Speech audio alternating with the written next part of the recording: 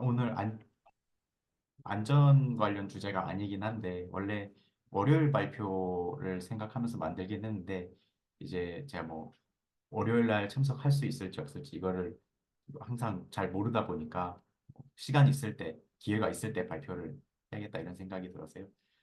발표 준비했습니다. 어, 뭐, 이렇게 어려운 내용 아니고, 이번에 좀 기회 삼아서, 그동안에 이제 인류 역사상 선박건조 재료의 변천사를 주제로 한번 준비를 해봤는데요. 근데 다들 아마 감은 이렇게 좀 있으실 것 같아요. 어떻게 선박의 재료가 변화해 왔는지. 근데 이제 이번에 좀 더, 보다 명확하게, 제가 알고자 하는 취지로 좀 더 디테일하게 조사를 해보았습니다. 바로 시작하겠습니다. 일단은 선사시대로 먼저 일단 거슬러 올라가 보면은 이제 선사시대 때도 인류는 이제 기록이 없음에도 이때는 이제 기록이 없으니까 이제 선사시대인데 이때에도 이제 인류는 배가 있던 걸로 추정을 하고 있습니다. 그 주 재료는 통나무고요. 통나무를 이제 그 내부를 불로 지진 다음에 돌도끼로 그 내부를 파내가지고 이제 소위 말해서 통나무배를 만들었던 그런 유물들이 있습니다. 그래서 대표적으로는 이제 가장 오래된 통나무배 유물인 이름 어떻게 불러야 될지 모르겠는데 피세 카누 이렇게 불리는 게 있는데 한 기원전 8천년 전에 만들어졌던 걸로 추정이 되고 현재 네덜란드에서 발견이 됐습니다. 그리고 우리나라에서도 하나 발견됐었는데요. 경남 창녕 비봉리에서 발견됐다 그래서 비봉호고요. 기원전 6천년 전에 제작이 됐던 걸로 추정이 되고 있습니다. 제가 이 통나무배가 만들어지는 과정을 일부 과정을 이렇게 자료 화면으로 준비했는데 이게 불로 통나무 내부를 이렇게 좀 그 나무를 약하게 한 다음에 당시에는 가지고 있는 도구가 이제 돌도끼 수준이다 보니까 이제 나무를 막 이렇게 파내기가 힘들어서 불로 이렇게 지지면서 만들었다고 합니다. 그리고 이제 기록이 된 이후로 이제 거슬러 올라가 보면 현재까지 기록이 된 이후로 가장 오래된 선박으로 남아있는 것이 고대 이집트 벽화 속에 이제 나와 있는 파피루스 배입니다. 파피루스 배는 이제 재료가 나무가 아니라 갈대입니다. 갈대를 이렇게 엮어가지고 만든 선박이거든요.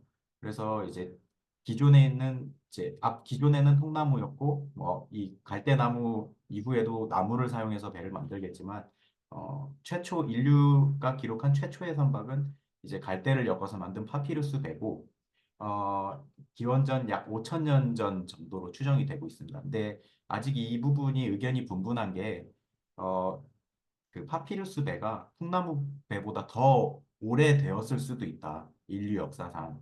왜냐하면 통나무 배는 막 돌도끼로 파내고 이렇게 힘든 과정을 거쳐야 되지만 사실상 파피루스 배는 이제 짚을 이렇게 갈대를 엮어가지고 묶어서 만들기만 하면 되는 거기 때문에 제작 방식이 더 쉽기 때문에 더 이게 오래된 방식일 수도 있다. 이렇게 좀 논란은 그러니까 아직 학계에서 좀 말은 좀 많은 것으로 제가 조사한 바로는 알려져 있습니다. 그리고 이제 고대와 중세 시대로 넘어가면은 이제 고대는 여기서 기원전 약 3천년 전부터 기원후 5세기까지를 고대라고 이제 하고 있고 중세는 5세기부터 15세기 1000년 동안을 중세라고 하는데 이때는 이제 정교하게 설계된 대형 목선의 시대입니다. 그래서 이제 여기 맨 왼쪽에 보이시는 이제 페니키아 선박이 이제 고대 선박의 이제 좀 대표적인 격으로 불리고 있는데요. 보시는 것 같이 이때부터 이미 배는 목재로서 좀 정교하게 설계가 되었고 이 페니키아의 선박이 이 이후에 등장하게 될 갤리선의 아버지 벌로 불리고 있습니다. 그래서 이 페니키아 선박을 바탕으로 갤리선 같은 것들이 만들어졌고 그 이후에 점점 발전이 됐다고 알려져 있고 이 갤리선 같은 경우에는 일단 이름이 그 갤리라는 말 자체가 청새치를 닮았다라는 것에서 따왔다고는 알려져는 있는데 이게 또 이것도 의견이 좀 분분하더라고요. 그래서 제가 봐도 좀 청새치를 닮은 것 같긴 한데 이게 사실인지 아닌지는 잘 모르겠습니다. 그래서 일단 갤리선의 특징은 돛도 있고 노도 같이 사용하는 경우를 갤리선이라고 부르고 있고 그 밑에 이제 랑스킵은 이제 우리가 흔히 아는 바이킹들이 부캐를 누비고 다녔던 배 타입을 랑스킵이라고 불린다고 하더라고요. 그래서 이 랑스킵도 일종의 갤리선의 일종이라고 볼 수 있습니다. 노도 사용하고 돛도 사용하는. 그리고 이후에 이제 중세 시대가 좀 더 발전하면서 등장한 것이 결국에는 범선입니다. 범선하고 이제 갤리선의 차이를 비교를 하면은 이제 명확하게 노를 사용을 했느냐 아니면 돛의 힘으로만 이용해서 배가 추진력을 얻었느냐의 차이입니다. 갤리선 같은 경우에 보신 것처럼 노도 함께 사용해서 이제 추진력을 얻었는데 이게 사실 엄청난 중노동이었다고 합니다. 그래서 좀 돛에 비해 효율도 많이 떨어지고 해서 이후에는 완전히 돛으로만 운항을 하는 범선으로 대체가 되었다고 합니다. 이 범선 종류로는 뭐 카락선, 갤리온선 뭐 등등 프리깃 등등등이 있는데 이후에 조금 더 자세하게 말씀을 드리겠습니다. 이걸 조사하면서 이제 느꼈던 게, 이거는 이제 서양 선박에 대한 내용이고, 이때 당시에 과연 동양 선박들은 어떻게 선박을 좀 제조했을까, 건조했을까, 이런 게 좀 궁금해서 좀 추가로 찾아봤는데요. 이제 이 동양에서도 당시에는 이 고대에서 중세에 이른 시기는 고조선부터 고려 말에 이르는 시기로 아주 범위가 크긴 한데, 이미 이때도 우리는 정교하게 설계된 목재 선박의 시대였고, 이 순서대로 처음에는 통나무배를 기준으로 여기 밑에 보이는 이 기틀이 되는 이게 이제 통나무를 만드는 건데 이 통나무비 위에다가 한층 더 쌓아가지고 만든 선박을 구조선이라고 불렀었고 통나무배에서 준구조선으로 발전을 했고 나중에 준구조선에서 이제 어느 정도 실제 배의 형태를 갖춘 구조선이라고 불리는 것으로 발전을 해왔다고 합니다.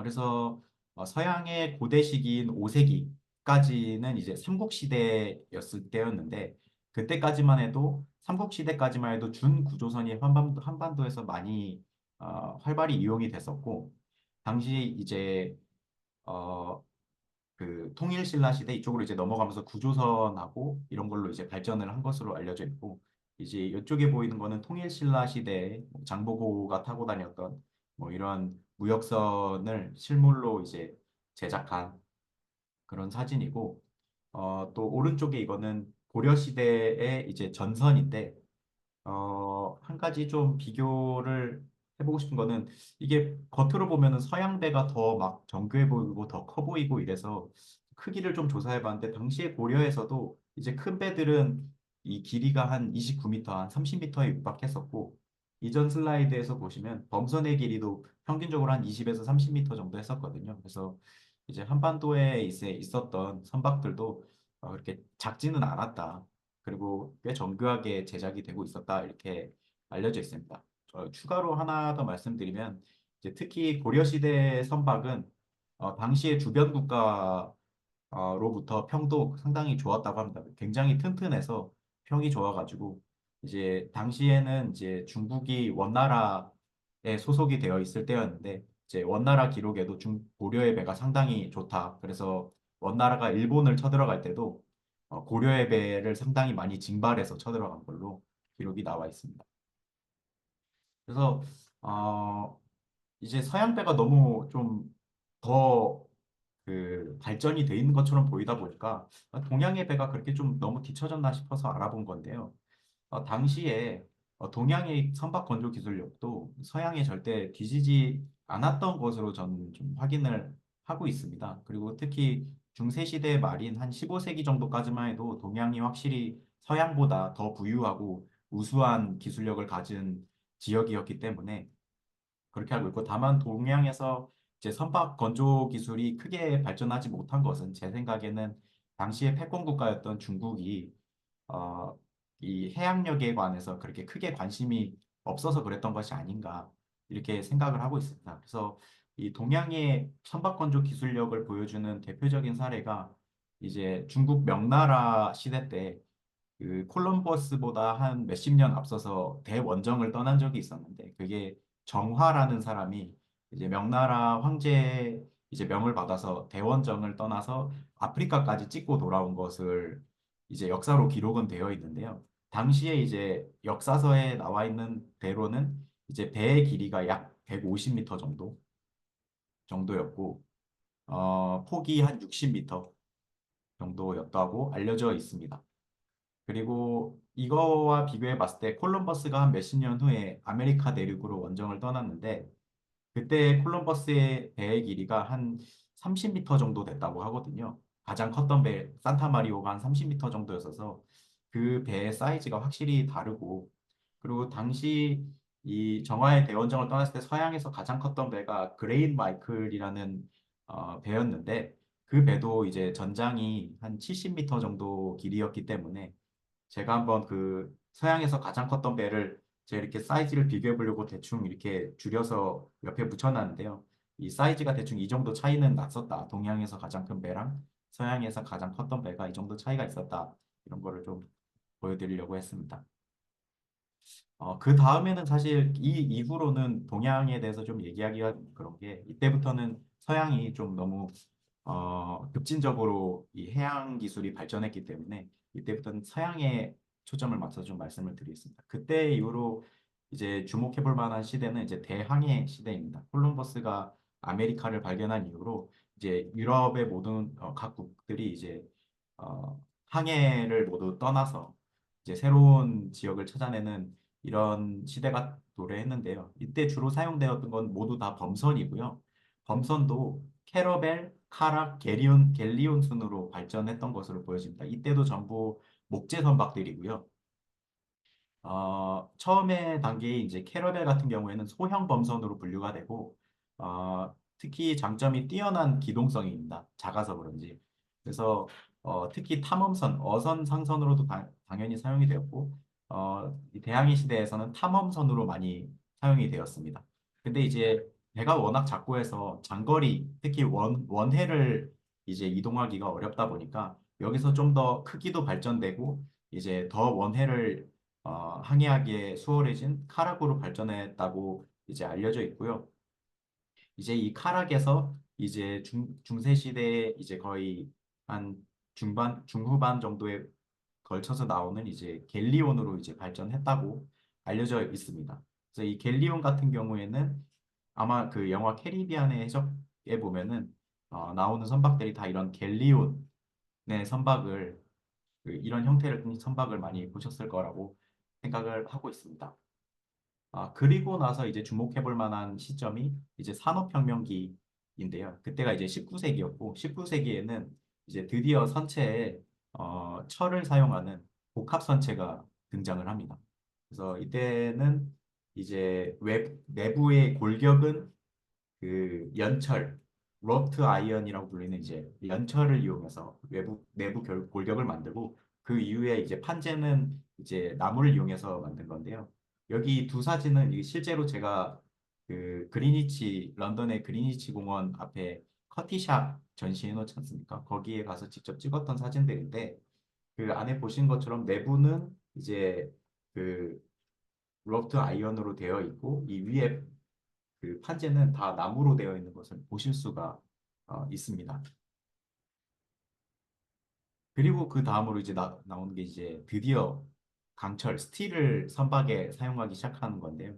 이제 물론 이 타이타니코가 최초의 스틸십은 아니긴 한데 어, 제가 최근에 연구를 하기도 했었고 워낙 친숙해서 그냥 가져왔습니다. 이때까지만 해도 이제 스틸십이 우리가 강철선이라는 게 일종의 자랑이었었기 때문에 이 타이타닉호도 뭐 이름이 두 개거든요. 첫 정식 명칭은 RMS 타이타닉이고 이제 그 앞에 SS 타이타닉으로 불리기도 합니다. 왜냐하면 당시에 이제 스틸쉽 이게 좀 자랑이었어서 이렇게 불리고 있고 이제 타이타닉호 같은 경우에는 예전에 발표에서 한번 말씀드렸던 것처럼 당시에 용접 기술이 없었기 때문에 이렇게 리베팅으로 배가 조립이 되었었고 물론 이 배에 사용된 판재는 모두 스틸이었으나 요 리벳들까지는 스틸이 아니었습니다. 리벳은 연철을 이용해서 만든 경우가 대부분이고요.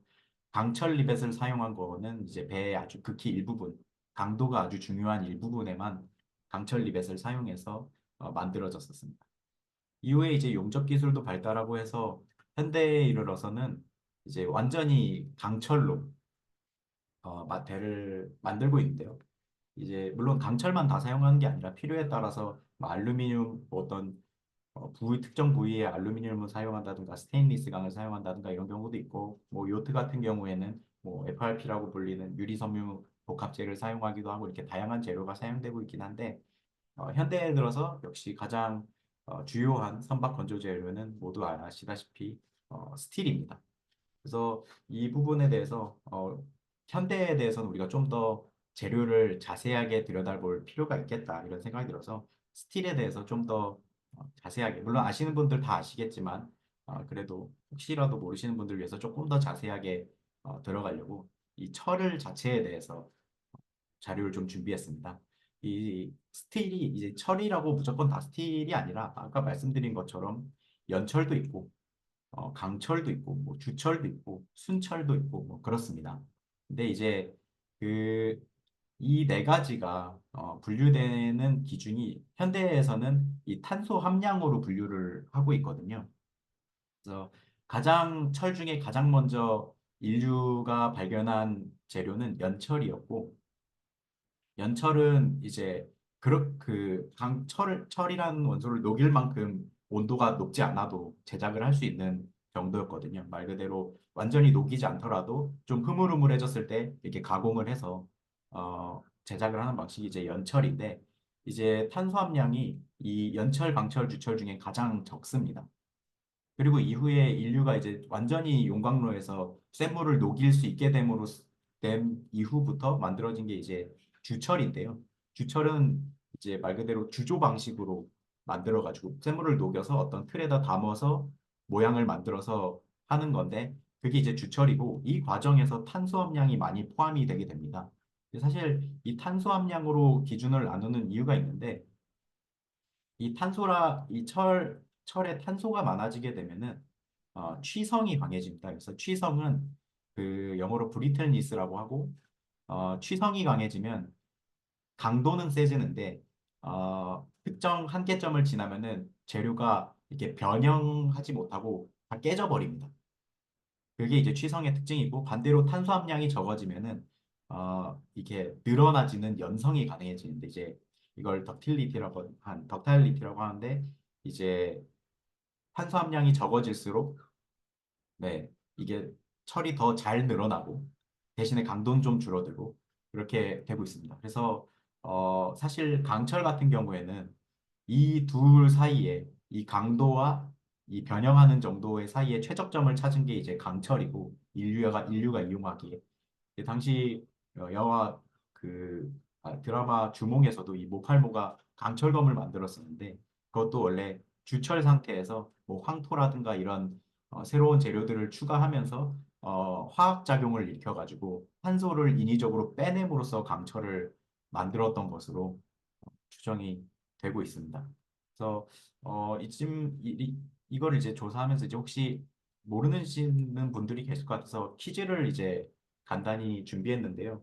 이 퀴즈와 관련된 자료 화면을 한번 보시겠습니다. 잠시만요. 이게 먼저 만들어. 네. 처음으로 죄송해요. 다시 하겠습니다. 이거 먼저 보고 어, 처음으로 무쇠가 무너졌다. 네.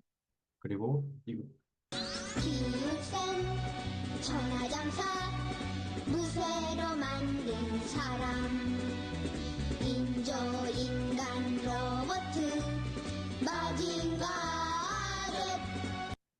네, 이 자료 화면을 보시면 이제 첫 번째 같은 경우에는 얼마 전에 상당히 유행했던 폭삭 소가수다잖아요. 거기서 이제 양관식 님의 별명이 있고 또 이거 이제 마징가 Z의 주제가인데 이제 여기서도 무쇠로 만들었다고 하는데 이 일반 사람들이 느끼기에 이제 무쇠라는 단어 자체가 상당히 단단하고 굉장히 이게 물질적으로나 아니면은 사람의 내성적으로나 굉장히 단단한 걸 표현할 때 무쇠 같다고 하는데 이 무쇠도 이제 철이다 보니까 이 중에 포함이 되어 있을 텐데 이 무쇠 같은 경우에는 어디에 포함이 되어 있을지 뭐 퀴즈를 한번 내보겠습니다.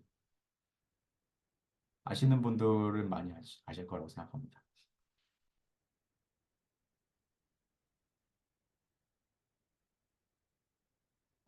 혹시 답변 네. 네. 제가 답을 드려도 될까요? 예. 무쇠 같은 경우에는 주철에 포함이 됩니다.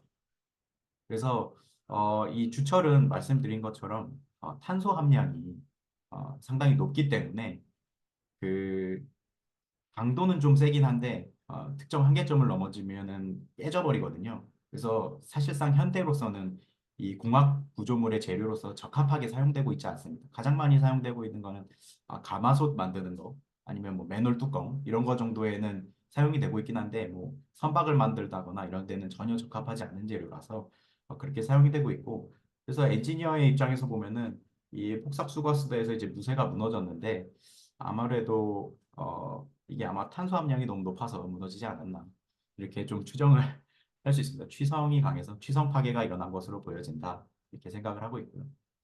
어, 그리고 이제 좀 더 강철에 대해서 좀 더 디테일하게 보려고 합니다. 이제 강철 아까 순철, 연철, 강철, 주철 말씀드렸었는데 강철은 또 탄소강하고 합금강으로 나뉘어집니다. 그래서 탄소강은 이제 주로 이 원소가 탄소랑 철, 이게 주재료인 경우가 이제 탄소강이고요. 합금강은 이제 탄소랑 철 이외에 다른 원소들도 뭔가 특정 목적을 위해서 많이 첨가된 경우, 이런 경우를 이제 합금강이라고 하거든요. 그래서 현대 선박에 주로 사용되고 있는 재료들은 사실 테크니컬하게는 합금강인데 근데 탄소강에 가까운 합금강입니다. 그래서 다른 원소들도 포함을 하고 있기는 한데요. 그래도 주로 탄소강에 가깝게 만들고 있기 때문에 현재 많은 이제 조선공학자들도 그냥 탄소강이라고 부르고 있고요. 그 선체 구조용 재료 같은 경우에는 가장 많이 쓰인 재료는 이제 오른쪽에 나와 있는 표와 같은 경우인데요. 이제 연강 마일드 스틸이라든가 고장력강 하이 텐사일 스틸 이렇게 두 가지가 많이 사용이 되고 있고 이제 이 재료 같은 경우도 이 연강이냐 고장력강이냐는 이제 항복능력을 가지고 따지는데 또 이 중에서도 A, B, D, E로 나뉘어서 하고 있습니다. 이 A, B, D, E는 이제 온도에 따라서 이 사용되는 그러니까 특정 온도에서 얼마 이상을 버텨야 된다. 약간 이런 기준이 다 있는데 이제 그 온도에 따라 정해진 그 분류고요. A, B, D는 여기서 또 하나 더 퀴즈를 드리면은 A, B, D이면은 중간에 C가 빠졌는데 왜 C가 빠졌을까요? 혹시 아시는 분 있으신가요? 어, 정답을 사실 말씀드릴 수가 없습니다. 왜냐하면 저도 옛날부터 진짜 궁금했는데 지금 퀴즈라고 말씀드렸는데 어, 사실 저도 정답을 모릅니다. 저도 찾아보려고 그랬는데 안 나오더라고요. 그래서 혹시 아시는 분 있으면은 저도 좀 알려주셨으면 좋겠습니다. 네, 저도 정확하진 않은데 이게 네, 카본 스틸의 기호가 C를 네, 써서 네. 아마 C를 뺐을 수도 있을 것 같은데요. 아, 네. 그럴 수도 있을 것 같습니다. 네, 네. 저도 정확하게는 잘 모르겠어서. 근데 그 교수님께서 말씀하신 부분이 인터넷을 찾았을 때 그런 말들을 몇 개 보긴 했었거든요. 근데 아, 이게 저 스스로가 명확하지 않다 보니까 좀 포함을 시키고 있지 않았었습니다. 네. 그래서 네. 그래서 이렇게 재료는 이렇게 나눠지고요. 뭐 앞에 32, 36, 40 이거는 항복 응력에 따라서 숫자를 매겨 놓은 거고요.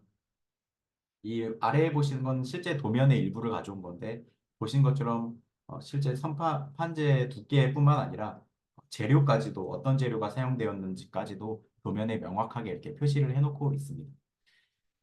네. 일단은 부족하지만 발표는 이 정도 준비했습니다. 감사합니다.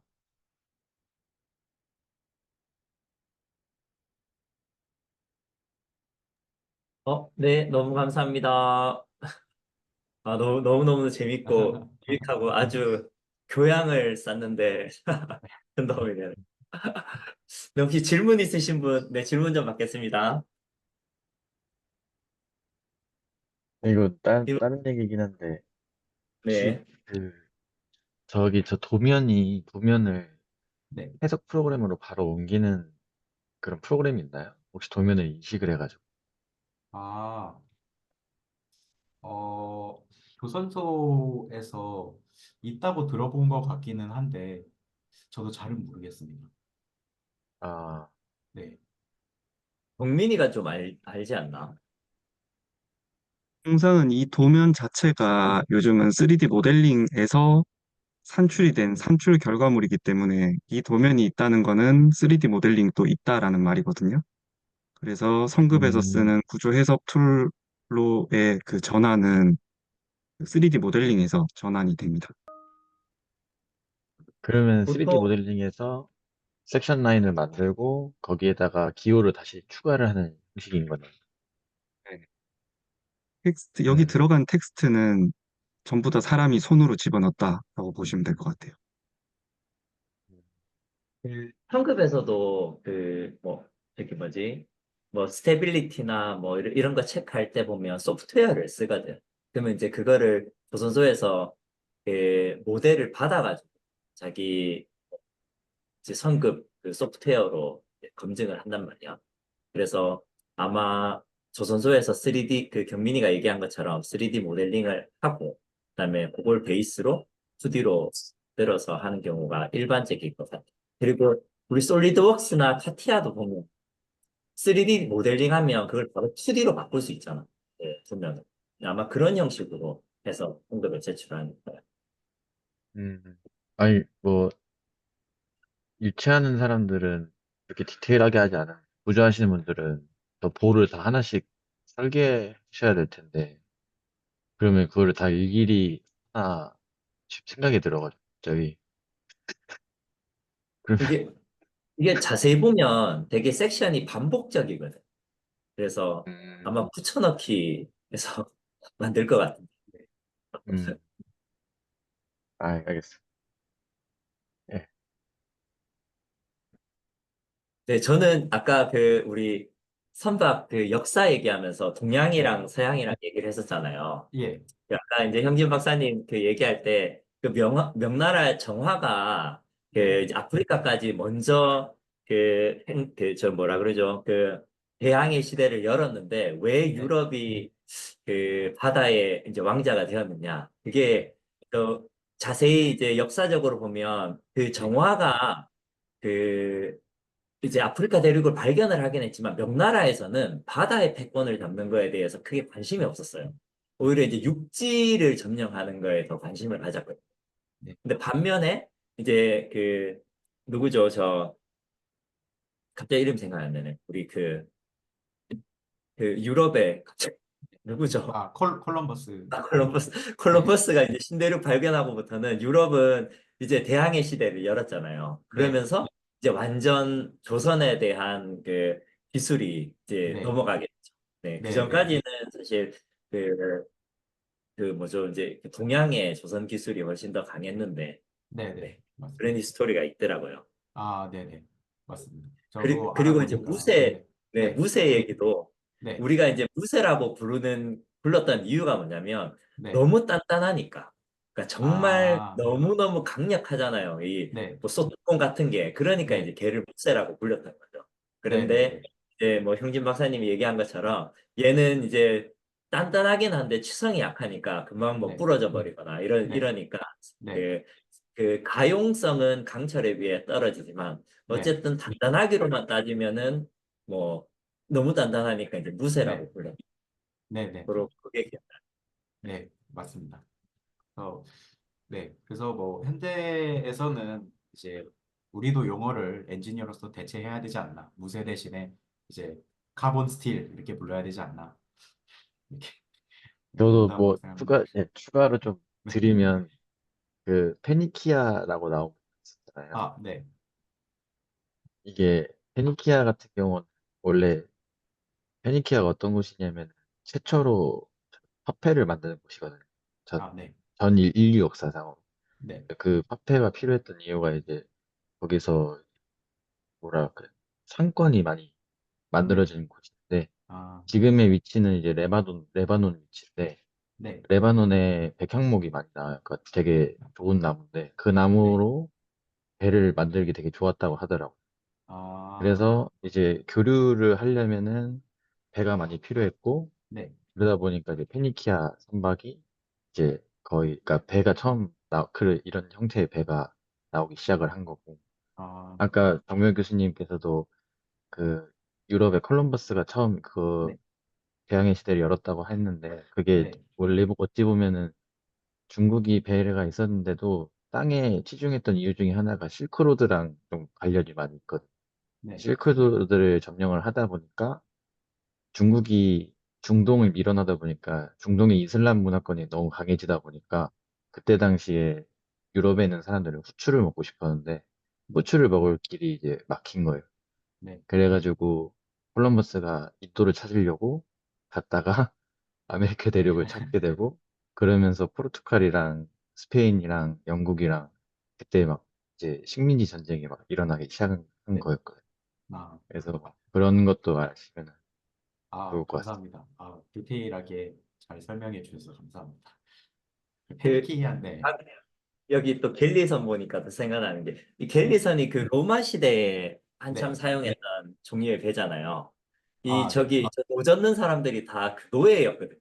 네, 그래가지고 막 채찍질 때리면서 네, 했던 게 그 어디 영화 어디였지? 어디에서도 많이 나오고 하거든요. 그 아, 아마 네.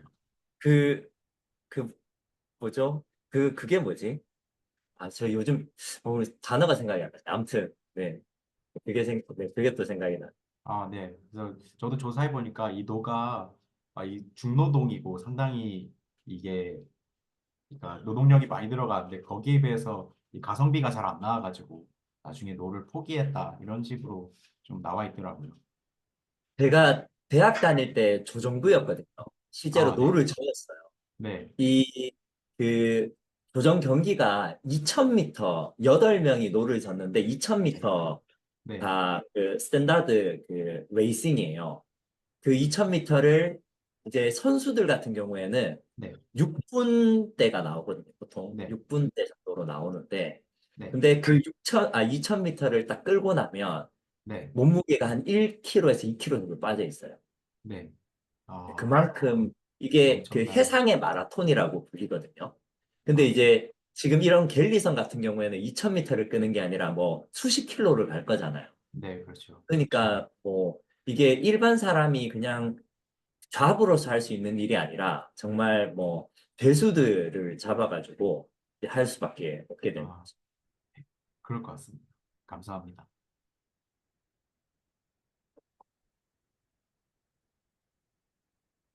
다른 질문 없으신가요? 없으시면